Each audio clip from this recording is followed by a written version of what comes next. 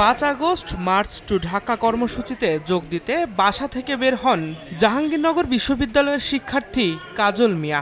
যাত্রাবাড়ি এলাকায় পুলিশের সঙ্গে আন্দোলনকারীদের সংঘর্ষ শুরু হলে একটি গুলি এসে লাগে কাজলের মাথায়। 3 মাসেরও বেশি সময় ধরে চিকিৎসা নিচ্ছিলেন রাজধানীর নিউরোসায়েন্স হাসপাতালে। সম্প্রতি জটিলতা বাড়লে তাকে চিকিৎসার জন্য বিদেশে পাঠানোর সিদ্ধান্ত নেয় সরকার।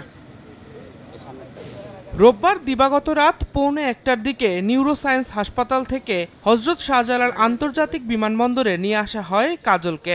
এরপর সিঙ্গাপুর থেকে আসা এয়ার অ্যাম্বুলেন্সটি রাত 1:10 কাজলকে নিয়ে রওনা হয় থাইল্যান্ডের উদ্দেশ্যে। থাইল্যান্ডের বেজস্থানী হাসপাতালে তাকে চিকিৎসা দেওয়ার কথা রয়েছে। বিমানবন্দরে কাজলের শারীরিক পরিস্থিতি নিয়ে গণমাধ্যমের সামনে কথা বলেন চিকিৎসকরা। জ্বর থেকে সেপ্টিসেমিক শক আমরা যেটা বলি, এইটা ডেভেলপ করে, সাথে তার প্লুরাল ইফিউশন, লাংসে পানিও আসে। এটার পরিপ্রেক্ষিতে তার জ্ঞানের মাত্রাটা একবারে কমে যায়। সো আমরা সাথে সাথে মেডিকেল বোর্ড, আমাদের স্যারেরা সাথে সাথে মেডিকেল বোর্ড ডাকলেন। বোর্ডে আমাদের ডিসিশন হলো যে তাকে আমরা দেশের বাইরে নিয়ে যাব। তার ব্রেনের বাম দিকে ম্যাসিভ ড্যামেজ হয়ে গেছে, আর ডান দিক তার প্যারালাইসিস হয়ে গেছে। এখন পাঠানোর উদ্দেশ্য হলো মূলত তাকে বেটার ফিজিওথেরাপি দেওয়া, কারণ আমরা যে চিকিৎসাটুকু দেওয়ার আমরা এখানে দিয়ে দিয়েছি। এদিকে কাজলকে বিদায় জানাতে বিমানবন্দরে আসেন অন্তর্বর্তী সরকারের স্বাস্থ্য উপদেষ্টা নূরজাহান বেগম।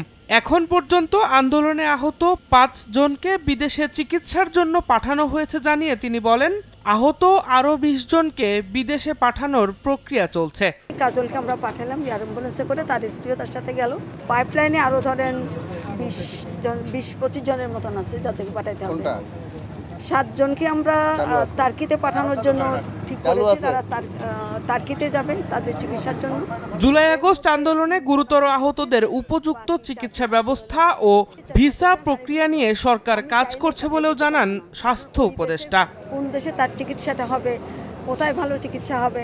দিন মোহাম্মদ সাব্বির, সময় সংবাদ, ঢাকা। অ্যাকাউন্টের মাধ্যমে পাঠাইতে হবে এবং